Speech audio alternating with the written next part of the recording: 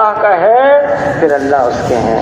جو اللہ کی طرف ایک بالشت بڑھتا ہے اللہ ایک ہاتھ اس کی طرف بڑھتے ہیں. کوئی ایک ہاتھ اللہ کی طرف بڑھتا ہے اللہ دو ہاتھ اس کی طرف بڑھتے ہیں. کوئی چل کر آتا ہے اللہ کی رحمت دوڑ کر اس کو تھام لیتی ہے. بڑا قدردان ہے وہ. کسی کی محنت کو اللہ ضائع نہیں فرماتے. ہمتن جو اللہ کی طرف متوجہ ہو جاتا ہے پھر اللہ بھی اس کو مایوس نہیں فرماتے. اللہ تعالیٰ کلام پاک میں فرما رہے ہیں الیس اللہ بکاف عبدا، کیا میں بندے کے لیے کافی نہیں ہوں؟ اللہ ہمارے لیے کافی ہے. وہی ہمارا پالن ہار ہے، وہی ہمارا پروردگار ہے، وہی ہمارا حاجت روا ہے، وہی ہمارا مشکل کشا ہے، وہی ہے جو ہماری مشکلات میں آسانیاں پیدا فرماتا ہے. وہ اللہ ہے. اللہ نے اپنے خزانے بنائے لا محدود لا زوال ہمارے لیے بنائے. حدیث قدسی ہے جس کا مفہوم ہے اے میرے بندے تم میں سے اول، تم میں سے آخر، تم میں سے انس، تم میں سے جن سب جمع ہو جائیں ایک میدان میں اور مجھ سے مانگنا شروع کر دیں اور میں سب کی مانگ کو پورا کر دوں. میرے خزانے میں اتنی بھی کمی واقع نہ ہوگی کہ ایک سوئی کو سمندر میں ڈال دیا جائے جو نمی لگ جاتی ہے اس سوئی پر اتنی کمی بھی میرے خزانے میں واقع نہیں ہوگی.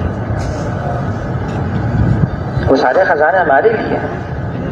جو اللہ کی طرف متوجہ ہو جاتا ہے ہمتن پھر اللہ بھی اس کی ساری ضروریات کو اپنے فضل سے، اپنے کرم سے، اپنی قدرت سے ایسا پورا فرماتے ہیں اس کو وہم و گمان بھی نہیں ہوتا. پر اتنی بات ہے انسان ہے کبھی حالات آتے ہیں مشکل حالات. حضور صلی اللہ علیہ وسلم فرماتے ایمان والے کا معاملہ بھی عجیب ہے. خوشحالی آتی ہے اللہ کی محتاج ہے، ایسے ہی مخلوق استعمال ہونے میں بھی اللہ کی محتاج ہے. نفع اور نقصان صرف اللہ کے پاس ہے، اللہ کے قبضے میں ہے. اس ساری کائنات کا ذرہ ذرہ یہ اللہ کے حکم کے اندر جکڑا ہوا ہے. کوئی چیز اللہ کے اختیار سے باہر نہیں ہے، سب اللہ کے قابو میں ہے. حکم، مخلوق، سب چیزیں یہ اللہ کے قبضے قدرت میں ہے. ان تمام مخلوقات کے اندر اللہ تعالیٰ نے انسان کو سب سے افضل، سب سے اعلیٰ، سب سے اشرف بنایا ہے اور یہ انسان اشرف المخلوقات ہے. انسان کا رتبہ، انسان کا درجہ، انسان کا مقام تمام مخلوقات کے اندر سب سے اعلیٰ ہے. یہاں تک کہ اس انسان کا رتبہ اللہ تعالیٰ نے فرشتوں سے بھی اونچا کیا ہے. جب آدم علیہ السلام کو اللہ نے بنایا، روح اس کے اندر پھونکی، پھر اللہ تعالیٰ نے تمام فرشتوں کو حکم دیا سجدہ کرو. سب نے سجدہ کیا، ابلیس نے نہیں کیا. تو اللہ تعالیٰ نے پوچھا تم نے ایسے کو سجدہ نہیں کیا جس کو میں نے اپنے ہاتھ سے بنایا؟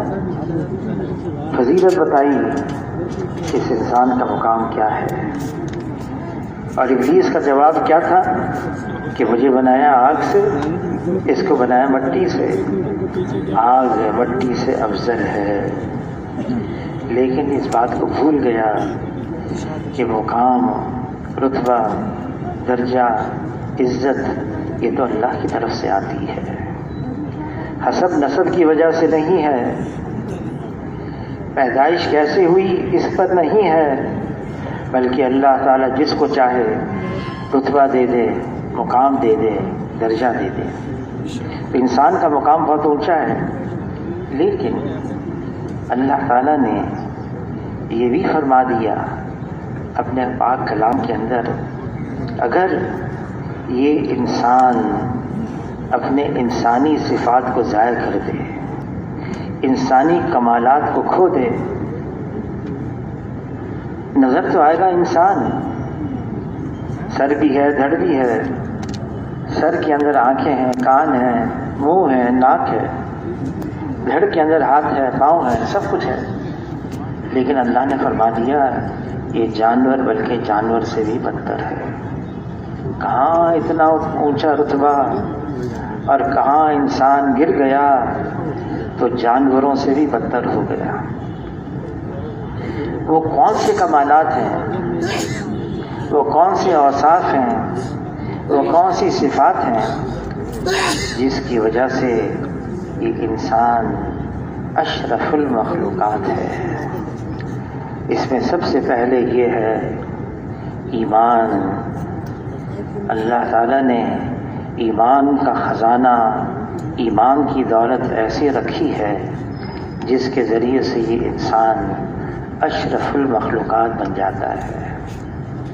ایمان، لا الہ الا اللہ، یہ ایمان کا کلمہ ہے، اور یہ وہ کلمہ ہے جو لا سے شروع ہوتا ہے، نفی پہلے، انکار پہلے۔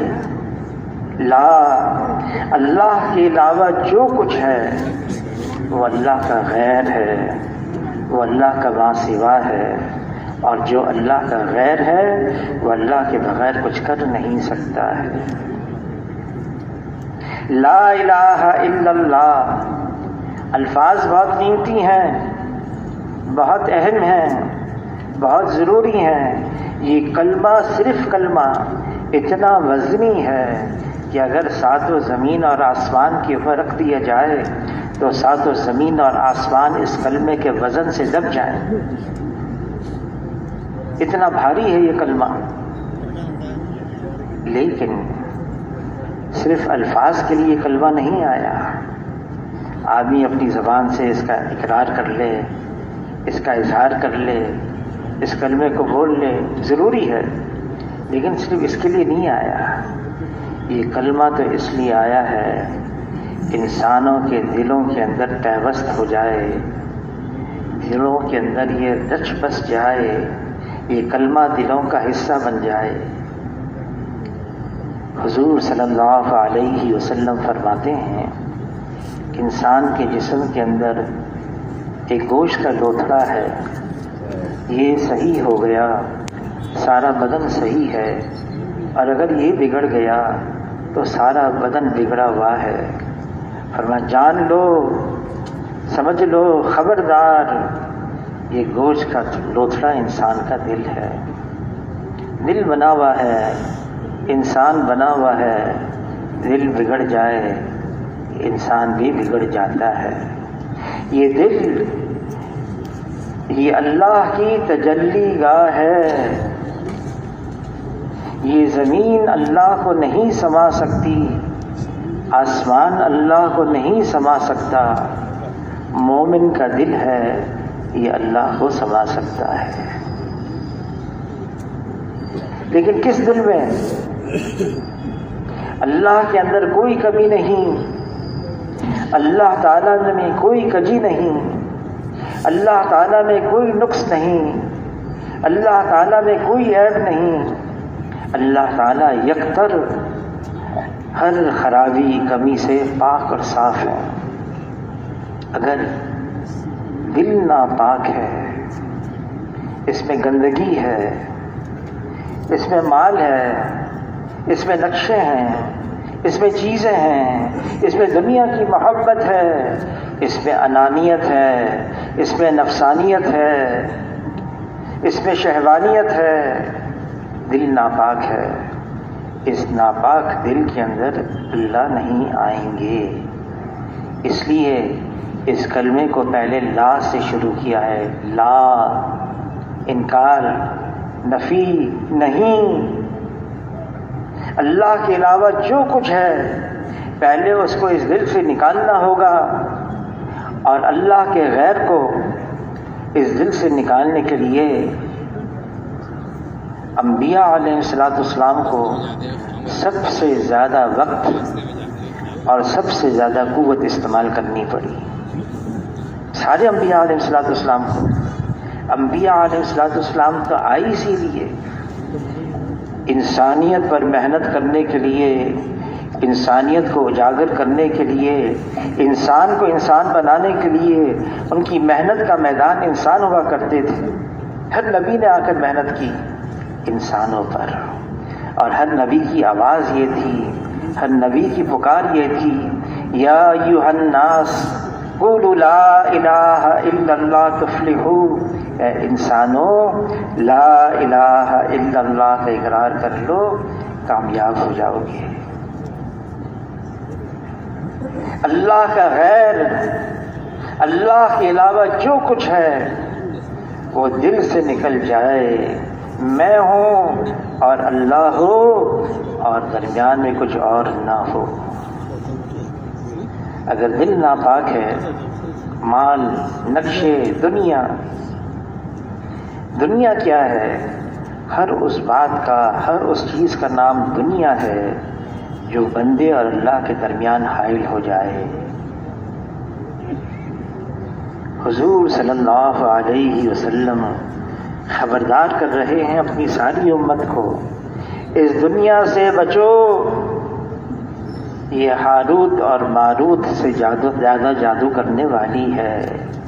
فرمایا دنیا اس کا گھر ہے جس کا آخرت میں کوئی گھر نہیں. دنیا اس کا مال ہے جس کا آخرت میں کوئی مال نہیں. اور دنیا کے لیے وہ جمع کرے جس میں ذرا بھی عقل نہیں.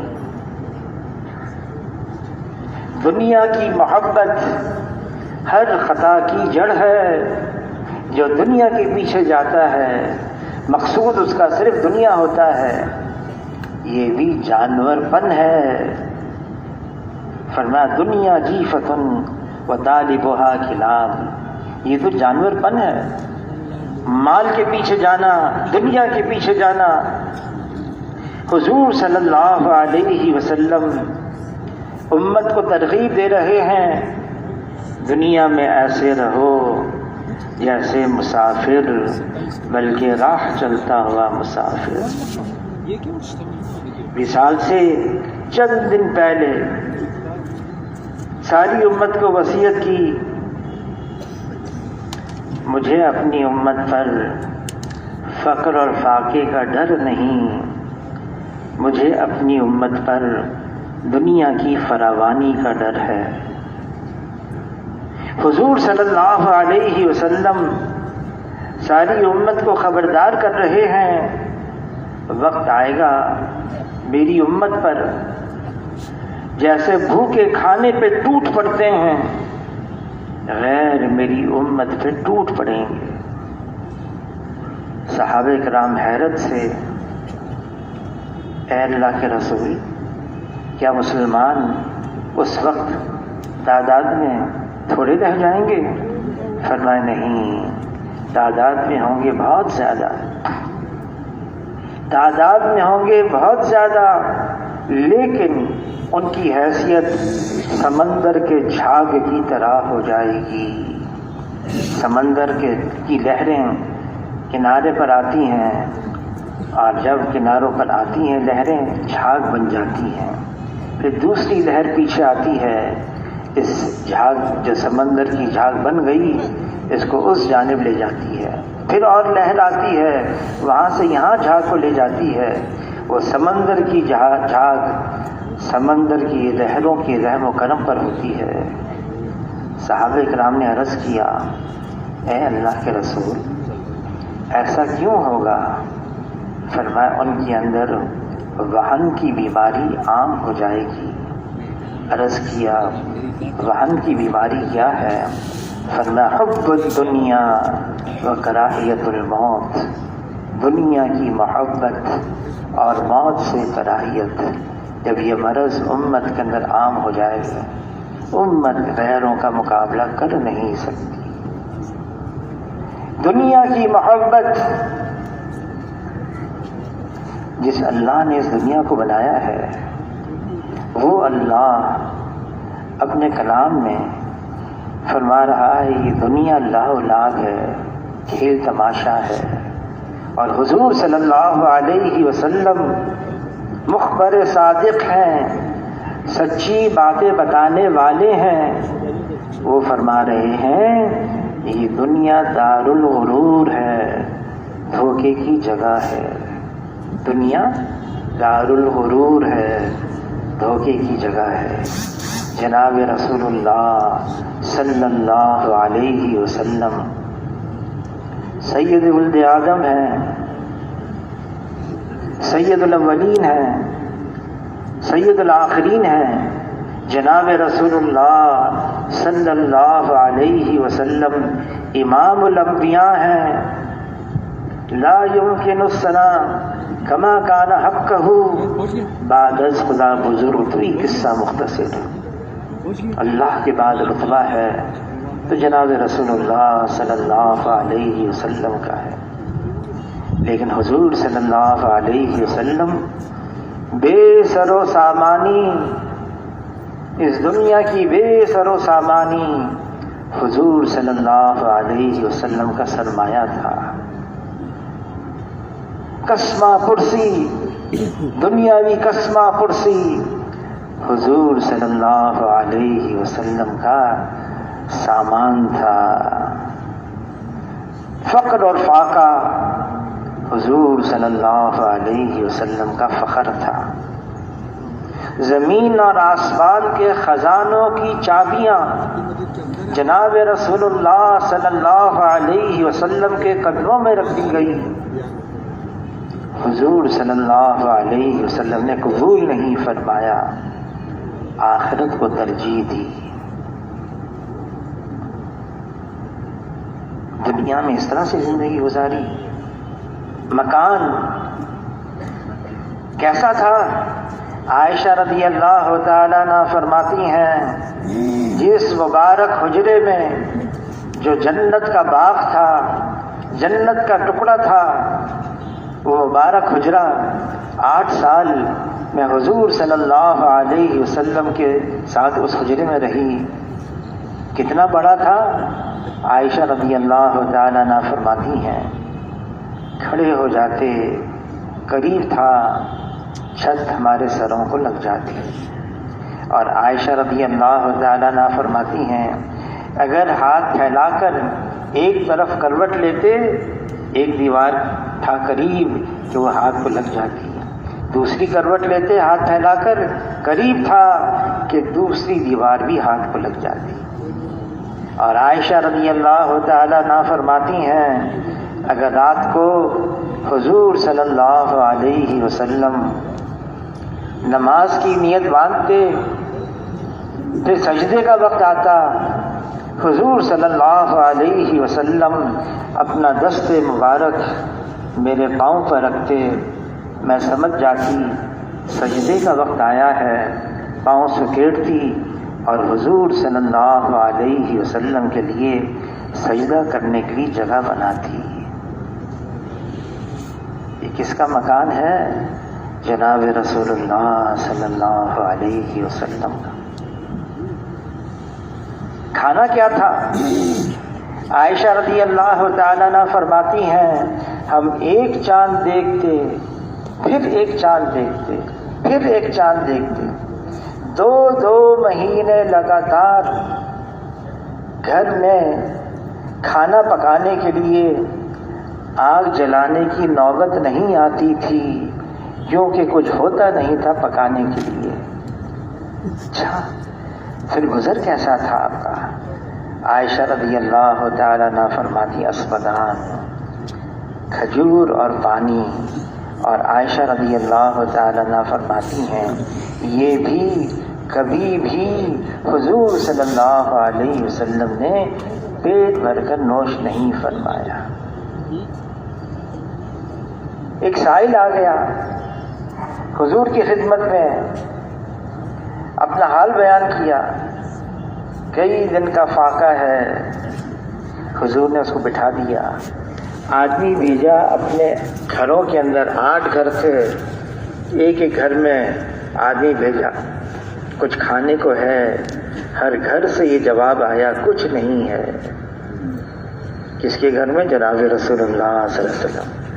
پھر حضور صلی اللہ علیہ وسلم اس کو لے کر آئے، مسجد میں اعلان فرمایا میرا مہمان ہے، کوئی ہے جو آج رات کی مہمانی اس کی کر لے.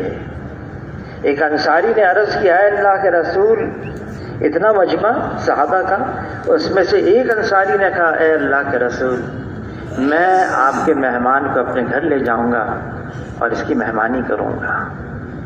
حضور صلی اللہ علیہ وسلم کے مہمان کو گھر لے آئے، بٹھایا، اندر جا کے بیوی سے پوچھا کھانے کو ہے؟ بیوی نے کہا اتنا ہی ہے، بچے کھا سکیں بس. انصاری صحابی نے یوں کہا بچوں کو بہلا کر پھسلا کر سلا دو، جو کچھ ہے کھانے کا وہ سب مہمان کے آگے رکھ دو، پھر چراغ کو صحیح کرنے کے بہانے سے تم اس کو بجھا دینا، اور ہم بیٹھے رہیں گے، ہاتھ بھی چلائیں گے، منہ بھی چلائیں گے، مہمان سمجھے گا کہ میزبان کھا رہے ہیں، اس کا پیٹ بھر جائے گا. اور فرمایا دیکھو کچھ نہ رکھنا پیچھے، جو کچھ ہے سب مہمان کے آگے رکھ دینا. ایسا ہی کیا. اگلے دن حضور کی خدمت میں حاضر ہوئے. حضور صلی اللہ علیہ وسلم نے فرمایا ہمارے رات کا عمل اللہ کو بہت پسند آیا. خود حاجت مند ہیں، خود ضرورت مند ہیں، لیکن اپنی ضرورت کے مقابلے میں دوسرے کی ضرورت کو ترجیح دیتے ہیں. یہ انسانی کمال ہے. یہ کون ایسا کرتا ہے؟ جس کے اندر ایمان ہوگا، اللہ کا قرب ہوگا، اللہ کا تعلق ہوگا، اللہ کی جس کو معرفت حاصل ہوگی، وہ ہر وہ کام کرے گا چاہے کتنا ظاہری شکل میں مشکل نظر آئے، جس سے میرا اللہ راضی ہو جائے. اللہ کی رضا سب سے بڑی دولت ہے. سب سے بڑی دولت اللہ کی رضا ہے. جس نے اللہ کو راضی کر لیا اس نے مقصد زندگی کو پا لیا، اس کو اپنی زندگی کا مزہ آنے لگا، اس کا دل منور ہو گیا، اس کا دل اللہ کی معرفت سے بھر گیا. اس نے اللہ کا قرب حاصل کر لیا. یہ ایمان یہ ایک سطح پر نہیں رہتا. یہ ایمان کبھی گھٹتا بھی ہے، کبھی بڑھتا بھی ہے. پھر حضور صلی اللہ علیہ وسلم نے خبر دی ایک ایسا وقت آئے گا ایمان ایسا پرانا ہو جائے گا جیسے کپڑا پرانا ہو جائے، اس کے نقش و نگار دھندلے ہو جاتے ہیں. صحابہ نے عرض کیا اے اللہ کے رسول، اگر ایمان پرانا ہو جائے تو کیا کریں؟ فرمایا اس کو تازہ کرو. عرض کیا کیسے تازہ کریں؟ فرمایا اکثر من قول لا الہ الا اللہ. یہ لا الہ الا اللہ کا تکرار کرنا ایمان کو تازہ کرتا ہے. لا الہ الا اللہ، وہ اللہ ہے جو ساری جہانوں کا مالک اور خالق ہے. وہ اللہ ہے جو ایک ہے، اکیلا ہے، یکتا ہے، تنہا ہے. اللہ کا کوئی ساتھی نہیں، اللہ کا کوئی ثانی نہیں، اللہ کا کوئی سانجی نہیں، اللہ کا کوئی متوازی نہیں، اللہ جیسا کوئی نہیں. وہ وحدہ لا شریک لہ ہے. جس نے اللہ کو پہچان لیا جیسے اللہ ہیں، پھر وہ اللہ کو چھوڑ کر کہیں اور نہیں جائے گا. مال کی طرف نہیں، نقشوں کی طرف نہیں، چیزوں کی طرف نہیں، منصب اور عہدے کی طرف نہیں. ففروا الی اللہ، اس کی دوڑ ہوگی صرف اللہ کی طرف. جس دل میں صرف اللہ کا یقین ہوتا ہے، جس دل میں صرف اللہ سے امید ہوتی ہے، جس دل میں صرف اللہ کا خوف ہوتا ہے، وہ دل مطمئن رہتا ہے. اور اگر دل میں اللہ کے علاوہ سے امید ہوتی ہے، دل میں اللہ کے علاوہ سے خوف ہوتا ہے، یہ دل پھر ہمیشہ پریشان رہتا ہے، یہ دل ہمیشہ پریشان رہتا ہے۔ اللہ کے علاوہ سے امید ہے، اللہ کے غیر کا خوف ہے۔ مخلوق کیا کر سکتی ہے؟ مخلوق کی کوئی حیثیت نہیں اللہ کے سامنے۔ مخلوق مخلوق ہے اور خالق اللہ ہے، کرنے والے اللہ ہے۔ باقی تو سب بنی ہوئی ہے، بنانے والے اللہ ہیں۔ یہ نظام اللہ چلا رہے ہیں، ساری مخلوق جمع ہو جائے، کچھ کرنا چاہے، مخلوق کا کرنا محض چاہنا ہے اور اللہ کا کرنا ہو جانا ہے، اور ہوگا وہ جو اللہ چاہیں گے، اور اللہ کی چاہت ہر چیز پر غالب ہے۔ فیصلہ اللہ کا ہے، حکم اللہ کا ہے، غلبہ اللہ کا ہے۔ ہوگا وہ جو اللہ چاہیں گے، جو مخلوق چاہے گی وہ نہیں ہوگا، جو اللہ چاہیں گے وہ ہوگا۔ جب ایمان اس سطح تک پہنچ جاتا ہے کہ اللہ کے ماں سوا سے بالکل فارغ، دھیان صرف اللہ کی طرف، ہماری دین کی بنیاد اللہ پہ بھروسہ، اللہ پر اعتماد اور اللہ پہ توکل ہے۔ کس حد تک توکل ہے؟ حضور صلی اللہ علیہ وسلم نے خبر دی، میری امت میں 70,000 ایسے ہوں گے جو بغیر حساب کتاب کی جنت میں جائیں گے۔ اور یہ کون ہوں گے؟ یہ متوکلین ہوں گے، اللہ پر ایسا بھروسہ، ایسا بھروسہ۔ جس مجمع میں حضور نے خبر دی، ایک صحابی کھڑے ہو گئے اور عرض کیا، اللہ کے رسول آپ دعا فرمائیں میں بھی ان 70,000 میں ہو جاؤں۔ حضور صلی اللہ علیہ وسلم نے فرمایا تم ہو گئے۔ اور ان صحابی کا نام تھا عکاشہ رضی اللہ تعالی۔ اس میں کوئی شک نہیں، دنیا دار الاسباب ہے۔ ہمیں کہا بھی گیا ہے سبب اختیار کرو، اور حضور صلی اللہ علیہ وسلم نے اپنی زندگی سے مثالیں بھی دی ہیں عملی طور سے۔ حضور صلی اللہ علیہ وسلم اپنی سواری سے نیچے اتر آئے اور نماز کے لیے جانا تھا، اچانک پلٹے اور لوٹ کر جانے لگے۔ صحابہ نے عرض کیا، اللہ کے رسول آپ کو کوئی بات یاد آ گئی؟ فرمایا مجھے خیال ہوا میں اپنی سواری کے پاؤں باندھ دوں۔ تو عرض کیا ہے اللہ کے رسول آپ تکلیف نہ فرمائیں، یہ ہم کر دیں گے۔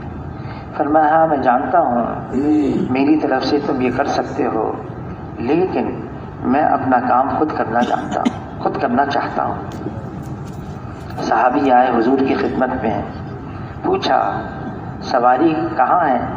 کہا اللہ کے رسول میں نے توکل پر اپنی سواری کو چھوڑ دیا باہر۔ کہا نہیں نہیں، توکل یہ ہے اپنی سواری کے پہلے پاؤں باندھو پھر اللہ پر توکل کرو۔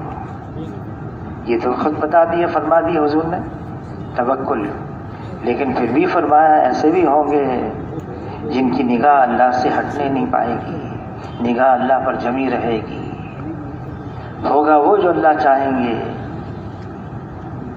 یہ جتنی مخلوق ہے جس کو اللہ نے بنایا ہے، اس سب کو فنا ہے، سب ختم ہو جائیں گی۔ باقی رہنے والی ذات صرف ایک اللہ کی ہے، صرف اللہ کی ہے۔ وقت آئے گا اللہ تعالیٰ سب کو ختم کر دیں گے، سب، ساری مخلوقات، یہاں تک کہ بڑے بڑے فرشتے ان کو بھی موت آ جائے گی۔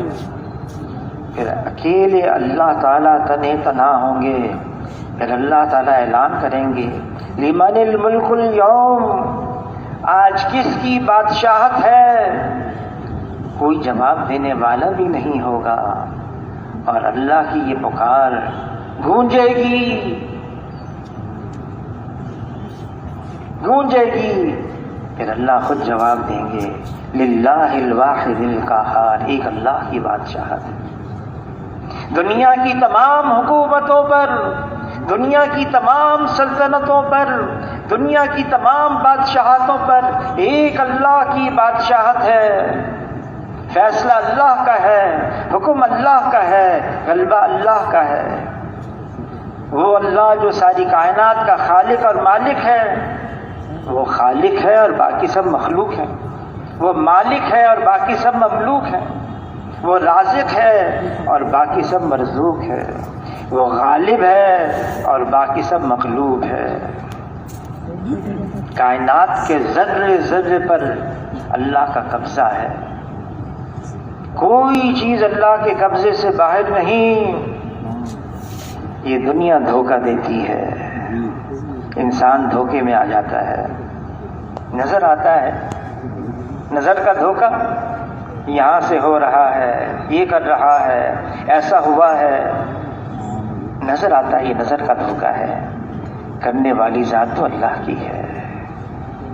جہاں سے ہوتا ہوا نظر آ رہا ہے، یہاں سے نہیں ہو رہا، بلکہ اللہ کر رہے ہیں اور اپنی قدرت سے کر رہے ہیں۔ لا الہ الا اللہ یہ کلمہ ایمان ہے، لا الہ الا اللہ یہ کلمہ معرفت ہے، لا الہ الا اللہ یہ کلمہ حق ہے، لا الہ الا اللہ یہ کلمہ اخلاص ہے، لا الہ الا اللہ یہ کلمہ توحید ہے، لا الہ الا اللہ یہ وہ کلمہ ہے اگر ترازو کے ایک پلڑے میں رکھ دیا جائے اور ساتوں زمین اور آسمان دوسرے پلڑے میں رکھ دیا جائے تو کلمے والا پلڑا جھک جائے گا۔ یہ دل کا وجدان بن جائے، لا الہ الا اللہ یہ حقیقت بن کے دل میں اتر جائے۔ مولانا الیاس صاحب رحمۃ اللہ علیہ کے ملفوظات میں ہے، ایمان کے بول بہت قیمتی ہیں، بہت اہم ہیں، بہت ضروری ہیں، لیکن بول بول ہوتے ہیں، حقیقت نہیں۔ الفاظ تو حقیقت کی طرف اشارہ کرتے ہیں، حقیقت کچھ اور ہوتی ہے۔ اس حقیقت کو حاصل کرنے کے لیے مشقت، مجاہدہ، قربانی، نفس کی مخالفت، یہ سارا کر کے پھر جا کے یہ ایمان حقیقت بن کے دل میں اترتا ہے۔ حضور صلی اللہ علیہ وسلم کا صحابہ کی ایک جماعت پر گزر ہوا، پوچھا کیا حال ہے؟ عرض کیا اے اللہ کے رسول ہم پکے ایمان والے ہیں۔ کیسے؟ تو عرض کیا اے اللہ کے رسول حالات کچھ گوار ہوتے ہیں، ہم اللہ کا شکر ادا کرتے ہیں، حالات بگڑ جاتے ہیں، ناگواریاں آ جاتی ہیں، ہم صبر کرتے ہیں اور اللہ کی تقدیر پر راضی رہتے ہیں۔ اب جواب سنیں حضور صلی اللہ علیہ وسلم کا۔ حضور نے فرمایا صلی اللہ علیہ وسلم، رب کعبہ کی قسم تم لوگ پکے ایمان والے ہو، رب کعبہ کی قسم تم لوگ پکے ایمان والے ہو۔ ایمان یہ تو چھلکتا ہے، ظاہر ہوتا ہے۔ فرمایا میرا بہترین امتی وہ ہے جس کو دیکھ کر خدا یاد آ جائے، جس کے عمل سے آخرت کا شوق پیدا ہو، اور جس کے علم سے، جس کی باتوں سے علم میں اضافہ ہو۔ فرمایا میرا بہترین امتی ہے۔ صحابی نے عرض کیا ہے اللہ کے رسول ایمان کی حقیقت مل گئی، کیسے؟ عرض کیا اے اللہ کے رسول مونڈوں پر بیٹھے ہوئے نامہ اعمال لکھنے والے کرامن کاتبین، ان کے قلم کے لکھنے کی آواز کو میں اپنے کانوں سے سن رہا ہوں۔ فرمایا اس کو محفوظ رکھنا۔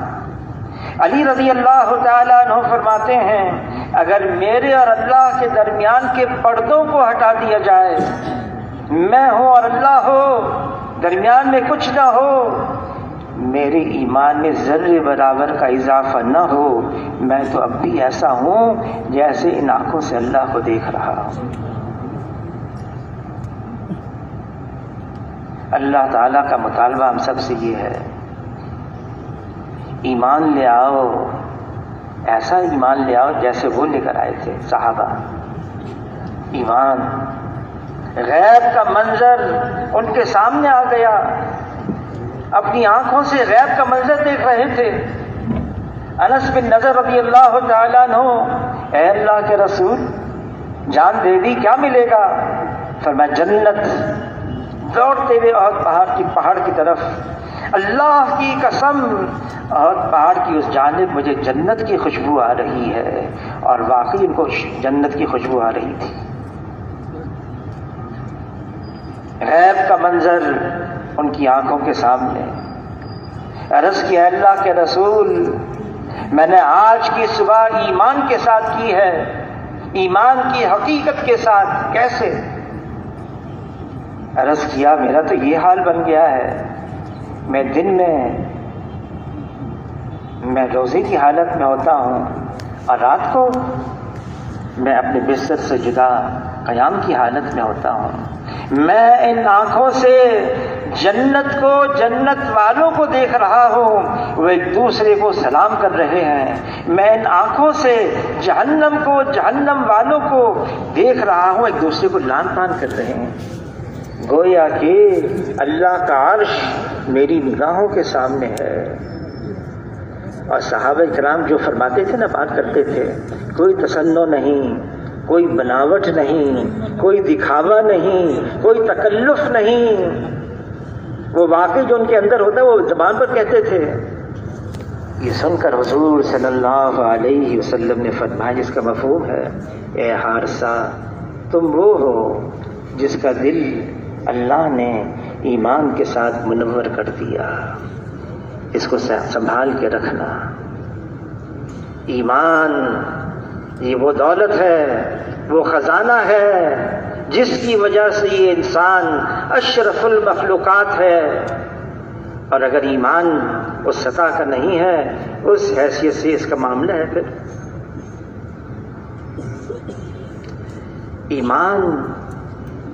ایمان سوز کیا چیزیں ہیں، ایمان کے خلاف کیا چیزیں ہیں؟ یہ دنیا ہے، دنیا کی محبت، دنیا کی لالچ، مالدار بننے کا جذبہ، مالدار بن جاؤں میں، عہدے دار بن جاؤں میں، لوگ مجھے جھک کر سلام کریں، میری تعظیم کریں، حب مال، حب جاہ،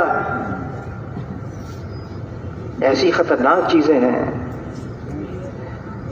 صحابہ کرام ایسا دین پر چلنے والے تھے، یہ تو بات ان کے اندر ختم ہو گئی تھی، کچھ تھا ہی نہیں ان کے اندر۔ اگر ان کے پاس مال بھی آتا، اگر ان کے پاس کوئی منصب بھی آتا، عاجزی، انکساری، کچھ بھی نہیں۔ ابو بکر رضی اللہ تعالیٰ عنہ خلیفہ وقت بن گئے۔ پہلا دن ہے، پہلا دن، شام ہو گئی، لوٹ کر جا رہے ہیں اپنے گھر کی طرف۔ محلے کی بچیاں جمع ہیں اور گفتگو کر رہی ہیں، اور ابو بکر رضی اللہ تعالیٰ عنہ نے ان کی گفتگو سنی۔ بچیاں یوں کہہ رہی تھیں، ابو بکر تو بن گئے خلیفہ، اب ہماری بکریوں کا دودھ کون نکالے گا؟ جب ابو بکر رضی اللہ تعالیٰ نے یہ سنا، فوراً فرمایا پہلے بھی ابو بکر نکالتا تھا اور ابھی بھی ابو بکر نکالے گا۔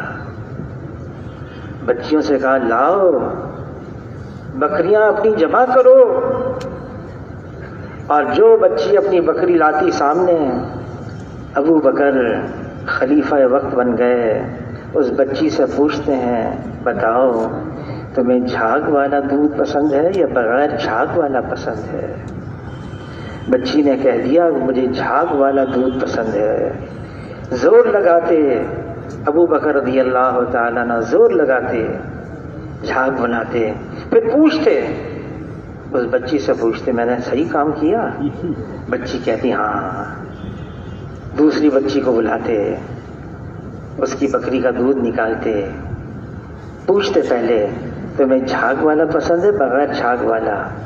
وہ بچی کہتی مجھے تو بغیر جھاگ کا پسند ہے، زور کم لگاتے، جھاگ نہیں بناتے۔ پھر پوچھتے اس بچی سے میں نے صحیح کام کیا؟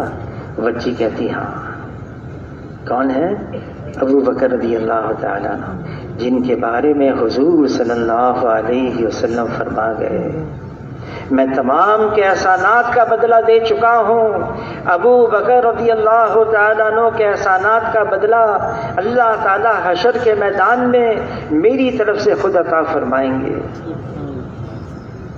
دو اشخاص ہیں صرف انبیاء علیہ السلام کے علاوہ، انبیاء علیہ السلام کے علاوہ دو اشخاص جن پر اللہ تعالیٰ نے جبرائیل علیہ السلام کے ذریعے سے سلام بھجوایا ہے۔ ایک خدیجہ رضی اللہ تعالیٰ عنہ ہے اور ایک ابو بکر رضی اللہ تعالیٰ عنہ۔ عمر رضی اللہ تعالیٰ عنہ خلیفہ وقت ہیں، 12 مربع میل علاقہ روزانہ ان کی رعایا میں داخل ہو رہا ہے۔ مورخین کہتے ہیں یہ رفتار 50 سال تک ہوتی، اس زمین پر صرف اسلام ہوتا اور اس کے علاوہ کوئی اور مذہب نہ ہوتا۔ لیکن عمر رضی اللہ تعالیٰ عنہ جمعہ کی نماز پڑھانے کے لیے تشریف لائے، تاخیر ہو گئی، دیر ہو گئی، سب سے پہلے معذرت کی اور جب وجہ بتائی دیر ہونے کی، ایک جبہ ہے ہر جمعے کے دن دھوتا ہوں، یہ خشک ہوتا ہے، پھر پہنتا ہوں، پھر جمعہ پڑھانے کے لیے آتا ہوں، حسب معمول میں نے اس کو دھویا، لیکن خشک ہونے میں اس کو دیر لگ گئی، مجھے بھی دیر لگ گئی۔ اور خطبہ دینے کے لیے ممبر پر چڑھے، عمر رضی اللہ تعالیٰ عنہ جو سامنے بیٹھا ہوا تھا اس نے پیوند گننا شروع کر دیے جو جبے پر تھے۔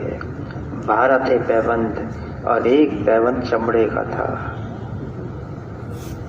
کون ہے عمر رضی اللہ تعالیٰ عنہ؟ مکران سے لے کر مشرق مکران سے لے کر اور مغرب پورا شمالی افریقہ بحر اوقیانوس تک، شمال میں پورا ترکستان، جنوب میں افریقہ ان کی رعایا میں داخل ہو چکا تھا عمر رضی اللہ تعالیٰ عنہ کی۔ لیکن ان کا حال یہ ہے، کیا ہے؟ کوئی طلب نہیں، کچھ نہیں چاہتے ہیں، ہمیں تو صرف اللہ کی رضا چاہیے اور کچھ نہیں چاہیے۔ یہ ایمان، یہ للہیت، یہ اخلاص ان کے اندر یہ اس درجے کا تھا، بس میں ہوں اور اللہ ہو اور درمیان میں کچھ نہ ہو۔ جب نفسانیت آ جاتی ہے، جب دنیا حائل ہو جاتی ہے، جب دنیا بیچ میں آ جاتی ہے، یہ آدمی کو کہیں کا نہیں چھوڑتا۔ دنیا تو بہرحال چھوٹنے والی ہے، چھوٹ جائے گی، وقت آئے گا تنہ تنہا جانا ہوگا۔ آدمی کس بات پہ ناز کرے، کس بات پہ اترائے؟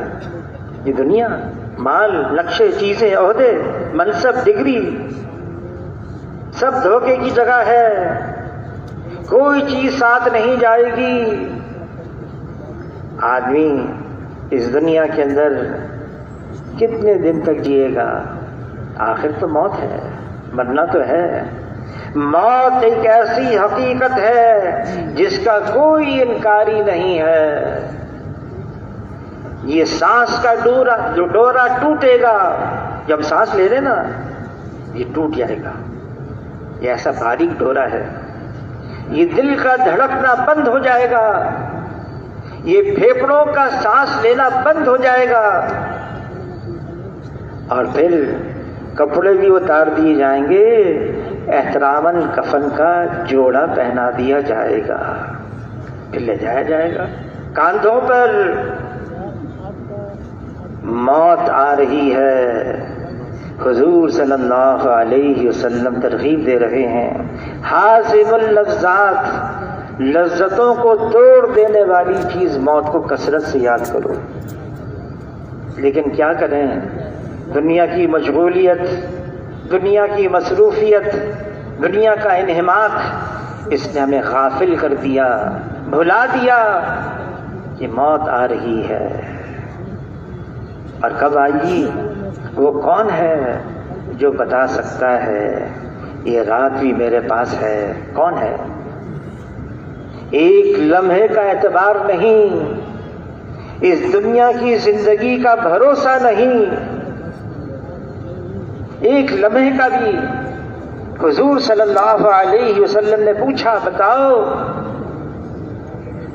کتنا رہنا ہے، دنیا کی زندگی کا کتنا بھروسہ ہے؟ عرض کیا، اے اللہ کے رسول، ہم جب نماز پڑھتے ہیں اپنی زندگی کی آخری نماز سمجھ کے پڑھتے ہیں۔ فرمایا، جس کا مفہوم ہے تم تو یوں کہہ رہے ہو اور میں یوں کہہ رہا ہوں، نماز کے اختتام پر ایک طرف سلام پھیروں پھر دوسری طرف سلام پھیرنے کا موقع ملے نہ ملے، لقمہ منہ میں لوں یہ حلق سے نیچے اتر سکے گا یا نہیں، اتنا بھی بھروسہ اعتبار نہیں ہے۔ لیکن موت یقینی ہے، یہ اللہ کا اٹل فیصلہ ہے، ہر جاندار کو موت کا ذائقہ چکھنا ہے، موت کا بھی ذائقہ ہے اور چکھنا ہے۔ آدمی کھانا کھاتا ہے نا، میٹھا ہے، پھیکا ہے، کڑوا ہے، پھیکا ہے، نمکین ہے، ذائقے مختلف ہیں۔ موت کا بھی ذائقہ ہے۔ علی رضی اللہ تعالیٰ عنہ سے پوچھا، موت کا کیا ذائقہ ہے؟ علی رضی اللہ تعالیٰ عنہ نے فرمایا، 300 تلواروں کی کاٹ، اس کی تکلیف، 300 تلواروں کی کاٹ کی تکلیف بیک وقت ایک بدن میں، یہ تکلیف کم ہے اور موت کی تکلیف زیادہ ہے۔ عائشہ رضی اللہ تعالیٰ عنہ فرماتی ہیں، حضور صلی اللہ علیہ وسلم دنیا سے پردہ فرما رہے ہیں، پانی کا پیالہ قریب میں رکھا ہوا ہے، حضور صلی اللہ علیہ وسلم اپنا دست مبارک اس پانی میں ڈالتے ہیں، چہرے پر ملتے ہیں اور یوں فرماتے ہیں، اے اللہ موت کی تکلیف کو آسان فرما۔ یہ امت کو بتا رہے ہیں، سبق دے رہے ہیں، یہ موت اس کی تکلیف ہے۔ جب 2/3 رات گزر جاتی، حضور صلی اللہ علیہ وسلم رات کو مسجد میں آتے، صحابہ کا مجمع، وہ مجمع جو رات کو اللہ سے مناجات کے لیے جمع ہوا ہے، اللہ سے دعائیں کرنے کے لیے جمع ہے، جو قرآن پاک کی تلاوت کے لیے جمع ہے، جو دعائیں مانگنے کے لیے جمع ہے، جو استغفار کرنے کے لیے جمع ہے، ان میں سب سے پہلے حضور صلی اللہ علیہ وسلم اعلان فرماتے، لوگو اللہ کو یاد کرو، لوگو اللہ کو یاد کرو کہ قیامت کا زلزلہ اور سور پھونکنے کا وقت آ رہا ہے اور موت اپنی ساری سختی سمیت آ رہی ہے، موت اپنی ساری سختی سمیت آ رہی ہے۔ جناب رسول اللہ صلی اللہ علیہ وسلم نے فرمایا، جتنا تمہیں موت کے بارے میں پتہ ہے نا، اگر جانوروں کو پتہ چل جاتا تمہیں کوئی فربا جانور نہ ملتا ذبح کرنے کے لیے، سب اس غم کے اندر دبلے ہو جاتے، پتلے ہو جاتے۔ موت آ رہی ہے، کب کچھ پتہ نہیں، لیکن آ رہی ہے۔ اس لیے حضور صلی اللہ علیہ وسلم فرماتے ہیں، عقل مند ہے وہ انسان جو موت کو کثرت سے یاد رکھے اور موت سے پہلے موت کی تیاری کر لے۔ فرمائے عقل مندی کی بات یہ ہے، موت کو یاد رکھنا۔ عائشہ رضی اللہ تعالیٰ نے عرض کیا، اے اللہ کے رسول، میدان میں جان دیے بغیر شہادت مل سکتی ہے؟ فرمایا ہاں، جو روزانہ موت کو 20 مرتبہ 25 مرتبہ ان الفاظ سے یاد کرے، اللہم بارک لی فی الموت وفی ما بعد الموت، اللہم بارک لی فی الموت وفی ما بعد الموت، جو روزانہ 20 مرتبہ 25 مرتبہ ان الفاظ سے موت کو یاد کرے، جب موت آئے گی تو شہادت کی موت ہوگی۔ جنازہ لایا گیا، صحابہ بڑی تعریفیں کر رہے تھے، یہ اس قدر عبادت گزار تھا، اتنی عبادت کرتا تھا۔ حضور صلی اللہ علیہ وسلم جب صحابہ خاموش ہو گئے، پوچھا یہ بتاؤ یہ کتنا موت کو یاد کرتا تھا؟ تو عرض کیا صحابہ نے اس کے بارے میں تو ہمیں علم نہیں، فرمایا جس کا مفہوم ہے پھر یہ اس درجے کو نہیں پہنچے گا جس درجے کا تم سمجھ رہے ہو۔ یہ دنیا کی خباثت کی ایک اور بات یہ ہے، یہ موت سے غافل کر دیتی ہے، موت کو بھلا دیتی ہے۔ آدمی غفلت میں زندگی گزارتا ہے اور پھر وہ دفتن آ جاتی ہے، وہ تو آنی ہے، دفتن آ جاتی ہے، جانا پڑتا ہے، سب کو چھوڑ کر جانا پڑتا ہے۔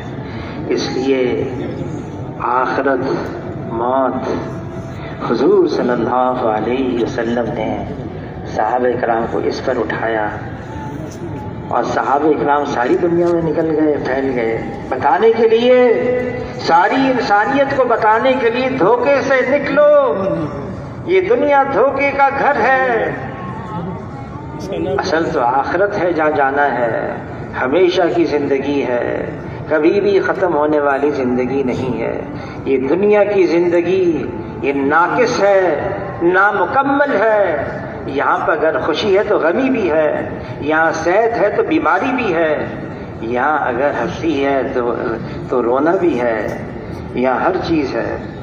لیکن جنت میں جو اللہ کا حقیقی مہمان خانہ ہے، وہاں کوئی غم نہیں، وہاں کوئی درد نہیں، وہاں کوئی بڑھاپا نہیں، وہاں کوئی بیماری نہیں، وہاں کوئی تھکاوٹ نہیں، وہاں تو ہر تمنا پوری کی جائے گی۔ وہ جنت ہے جو کامل اور مکمل زندگی ہے، جو اللہ کی رضا کی جگہ ہے، وہ اصل زندگی ہے۔ اس کی تیاری کے لیے تو یہاں بھیجا گیا ہے۔ یہاں ہم جو کچھ کر رہے ہیں، جیسا بھی کر رہے ہیں، بول رہے ہیں، عمل کر رہے ہیں، اس پر ہے دار و مدار آخرت میں ہمارا کیا مقام ہوگا۔ بس جو ہم یہاں کر رہے ہیں، اچھا کر رہے ہیں ویسا معاملہ، برا کر رہے ہیں ویسا معاملہ۔ میزان قائم ہوگی حشر کے میدان میں، اعمال کو تولا جائے گا، نیکیوں کا پلڑا، بدیوں کا پلڑا، اور اعمال تولے جائیں گے۔ اگر نیکی کا پلڑا جھک گیا کامیاب، خدا نہ خواستہ برائی کا پلڑا جھک گیا ناکام۔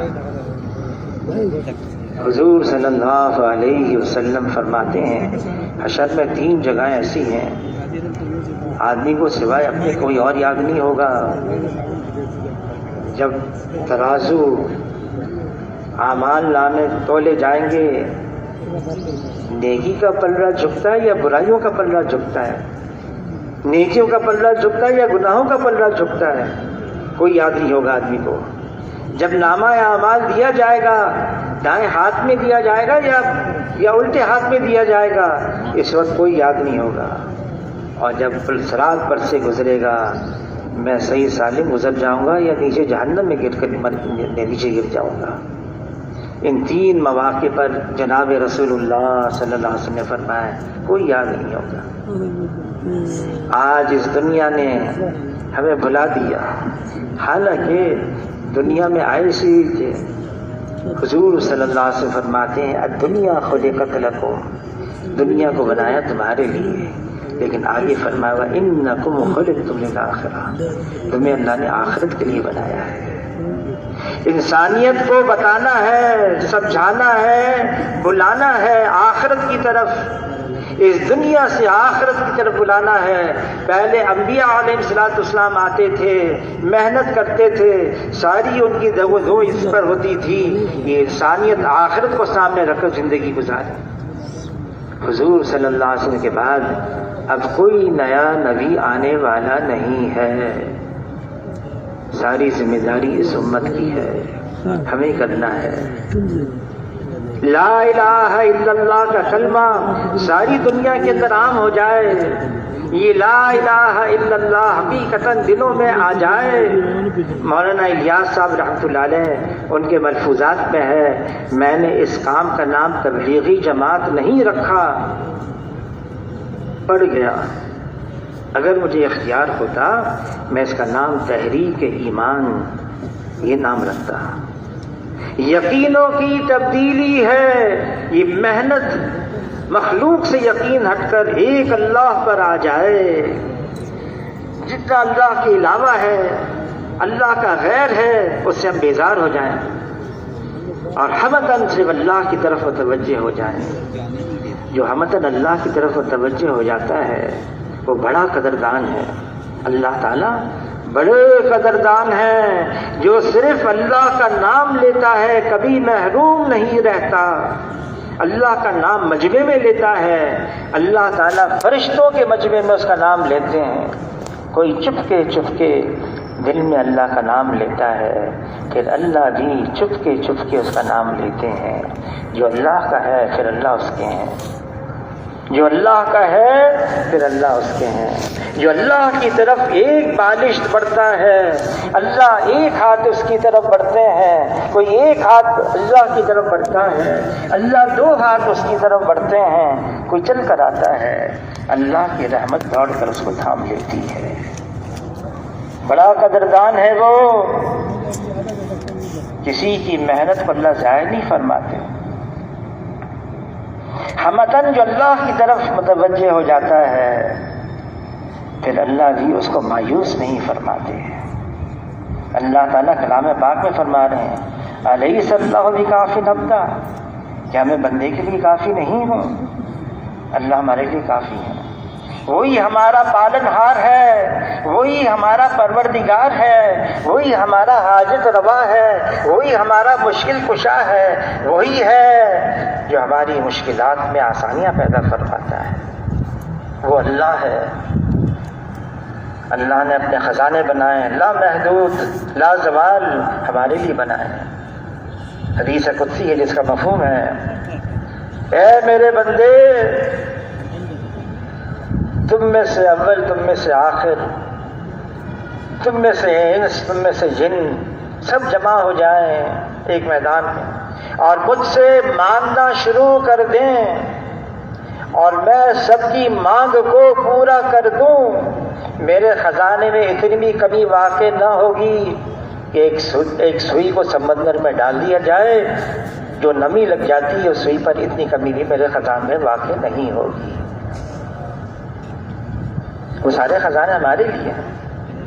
جو اللہ کی طرف متوجہ ہو جاتا ہے ہمتاً، پھر اللہ بھی اس کی ساری ضروریات کو اپنے فضل سے، اپنے کرم سے، اپنی قدرت سے ایسا پورا فرماتے ہیں اس کو وہم و گمان بھی نہیں ہوتا۔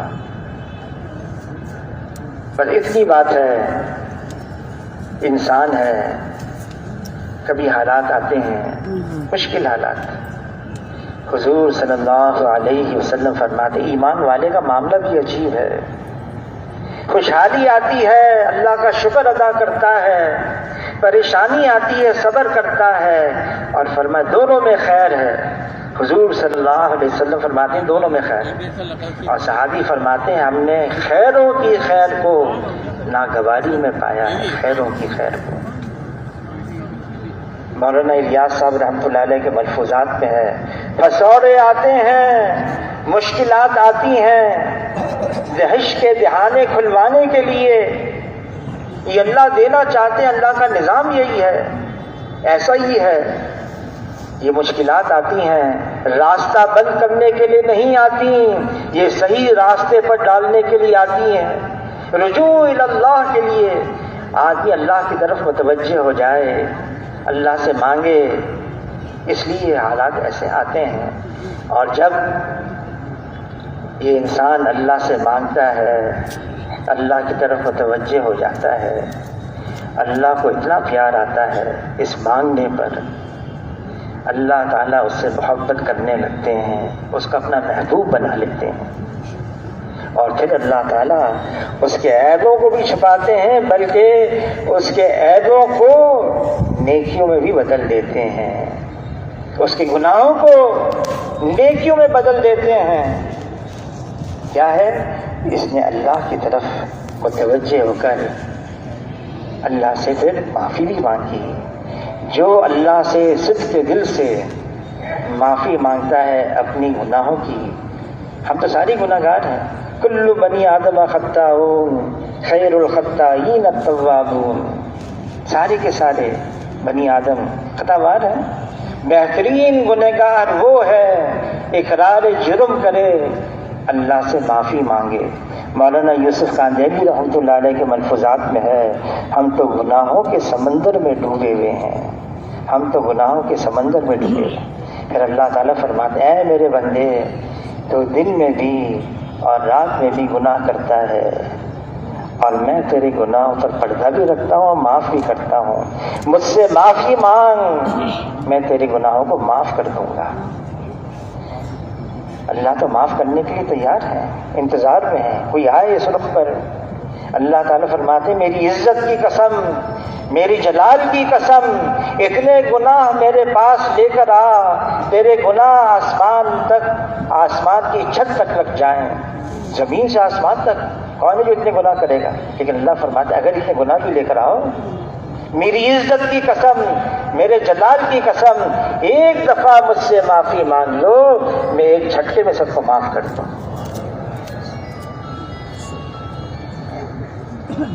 حالات بدل جائیں گے، ہم اللہ سے معافی مانگیں، استغفار کریں، توبہ کریں۔ جو استغفار کو لازم قرار دیتا ہے، اللہ تعالیٰ رزق سے، ہر تنگی سے، ہر غم سے راہیں نکالتے ہیں، اور ایسی جگہ سے روزی عطا فرماتے ہیں جہاں سے وہم و گمان بھی نہیں ہوتا۔ امت کو استغفار پر لانا ہے۔ حاجی صاحب، حاجی عبدالوہاب صاحب رحمۃ اللہ علیہ ہسپتال جا رہے تھے، ایک حصہ اجتماع کا ہو گیا سالانہ رائبٹ کا، اب دوسرا حصہ باقی ہے، درمیان میں حویلی میں آئے اور ان کو ہسپتال لے کے جا رہے تھے، طبیعت بہت خراب ہو گئی۔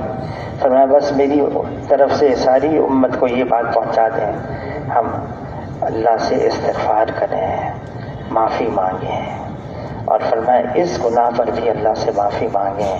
اے اللہ، ایک ذمہ داری تھی بحیثیت حضور کے امت کے، امتی ہونے کی حیثیت سے ایک ذمہ داری تھی، اس میں بھی بڑی کوتاہی ہوئی، بڑی غفلت ہوئی۔ اے اللہ، اس گناہ کو بھی معاف فرما، اور ساری امت کی گناہ کو معاف فرما کر ساری امت کو دوبارہ دین کی عالی محنت کے لیے قبول فرما لے۔